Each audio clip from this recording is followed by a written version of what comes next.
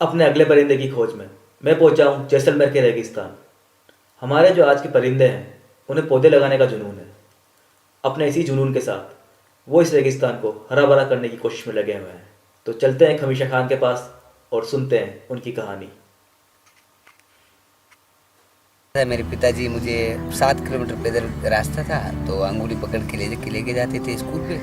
अच्छी पढ़ाई चल रही थी, चौथी तक बहुत अच्छा चल रहा था। चौथी में एक टर्निंग पॉइंट आया। मैं रात को सोया तो 12 महीना तक सोया रहा। मतलब इतना दर्द हुआ, उसको मारवाड़ी में कहते हैं कि टूटा हो जाना। तो हाथ और पैर दोनों काम नहीं कर रहे थे, इसीलिए वो लगभग 12 महीने तक सोया रहा। उस टाइम मैंने 2 पौधे लगाए थे मेरे घर पे, और पौधों का मतलब मैं ख्याल भी रखता था, और बाकी जब ज़रूरत पड़ती थी उस टाइम पानी भी देना, नहीं तो परिवार वाले भी देते थे। वो इतने वृक्ष बड़े हो गए, 2 साल में इतने बड़े हो गए कि मुझे मतलब कॉन्फिडेंस हो गया कि ये तो हमारी मदद करने के लिए तैयार है और हमें थोड़ा सिस्टम बनाने की ज़रूरत है। ऐसे करते करते मैंने रेस्टोरेंट खोला। तो रेस्टोरेंट में क्या है, मैंने डेकोरेशन के लिए प्लांट्स लगाए थे। तो उस टाइम मुझे एक ऑस्ट्रेलिया की, हम उसको मैडम जी कहते हैं, मैडम जी मिल गई। उसका नाम रोजी जॉर्डन था। और रोजी जॉर्डन ने मुझे कहा था कि भाई अगर तुम्हें पर्माकल्चर के बारे में पढ़ाई करनी हो, मतलब प्लांटेशन के बारे में अगर कोई पढ़ाई करनी हो या सस्टेनेबिलिटी के बारे में पढ़ाई करनी हो तो मैं आपकी मदद करना चाहती हूँ। तो मैंने कहा, पहले तो सोचा कि अब पौधे के बारे में क्या पढ़ाई करूँगा, पौधा वेरी सिंपल है कि खोदा लगाया है। लेकिन जब मुझे उन्होंने बताया कि नहीं नहीं, पौधा बहुत एक बड़ी पढ़ाई है, अगर इस चीज़ के बारे में समझ लोगे तो कई जिंदगियों के बारे में भला हो सकता है। तो मैंने सोचा कि क्यों नहीं करूं। जैसे हम यहाँ ड्राईलैंड एरिया में तो पब्लिक कम है। जैसलमेर क्षेत्रफल की दृष्टि से सबसे बड़ा डिस्ट्रिक्ट है, सबसे बड़ा डिस्ट्रिक्ट है। तो हमारा सिक्योरिटी के लिहाज से यहाँ परमाणु परीक्षण का उपयोग किया गया। तो परमाणु परीक्षण के उपयोग से अब रेडिएशन तो धीरे धीरे आएगा।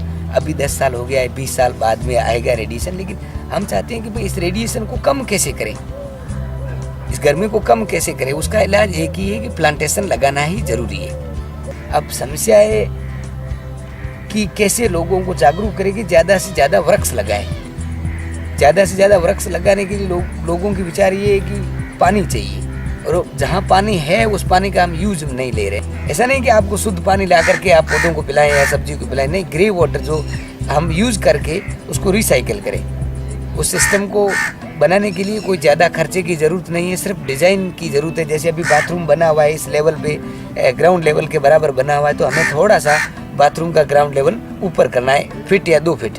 अगर वो करते ही हम कम से कम एक घर 100 से 200 पौधे लगा सकता है, कोई एक्स्ट्रा पाने की ज़रूरत नहीं है। जैसे अभी हमने एक ज़मीन है, हड्डा गाँव है यहाँ जैसलमेर से करीब 27 किलोमीटर, वहाँ पे मीठा पानी है, वो रेन हार्वेस्ट वाटर की डिज़ाइनें बनाई हुई है कई सालों से।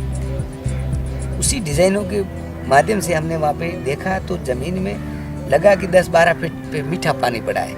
और वहीं लोगों ने मतलब मीठा पानी निकाल के ट्यूबवेल का ट्राई किया, तो लोगों ने 5 से 10 लाख रुपए खर्च किए, और उनको 500 से 600 फीट डीप गए अंदर, ट्यूबवेल की वजह से खोदा, और उनको खारा पानी मिला। वहीं हमने ट्राई करके 10-12 फीट में मीठा पानी का बेरी खोद लिया। जैसे हम कहते हैं माइट है या पुराने बुजुर्ग लोग हैं, उन्होंने जो सिस्टम तैयार किया था वो बेस्ट सिस्टम था। एक तो एनवायरनमेंट के हिसाब से बेस्ट था, एक हेल्थ के हिसाब से बेस्ट था। उसमें मेडिटेशन भी होता था, योगा भी होती थी, आदमी को चलना पड़ता था खेत करने के लिए, तो एक्सरसाइज मूवमेंट भी होता था।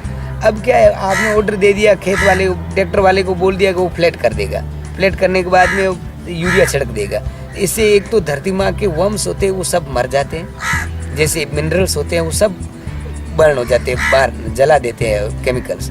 और उसके बाद में हम अगर कोई भी अगर ऑर्गेनिक चीज़ भी उगाना चाहेंगे तो भी पॉसिबल नहीं है, क्योंकि वहाँ केमिकल ऑलरेडी है।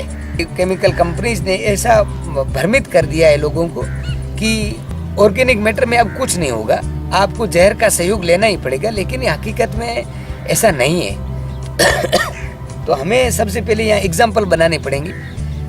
एग्जाम्पल बना के हम लोगों को सिखा सकते हैं प्रैक्टिकल तौर पे कि ये प्लांटेशन है, हमने इसको जहर नहीं दिया और ये फल देने के लिए तैयार है।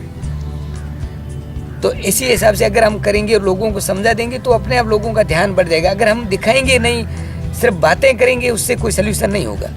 अगर गाँव में जागरूकता डालेंगे तो ये बदलाव आएगा। अब गाँव में केमिकल चलेगा और शहर में हम कहेंगे नहीं, एक गार्डन डेवलप करें, 10 गार्डन डेवलप करें उससे विकास नहीं होगा। हमें गाँव में लोकेलिटी में जाकर के इस बदलाव को लाना पड़ेगा। शुद्ध हवा सभी को चाहिए, शुद्ध वातावरण सभी को चाहिए।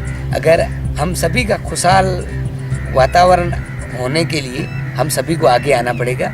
एक हाथ से ताली नहीं बजेगी, सबको जुड़ना पड़ेगा। जुड़ करके एक चैन का सिस्टम बनाए और हम सभी अगर एनवायरनमेंट के बारे में सोचेंगे तो 100% बेटर एनवायरनमेंट बन सकता है।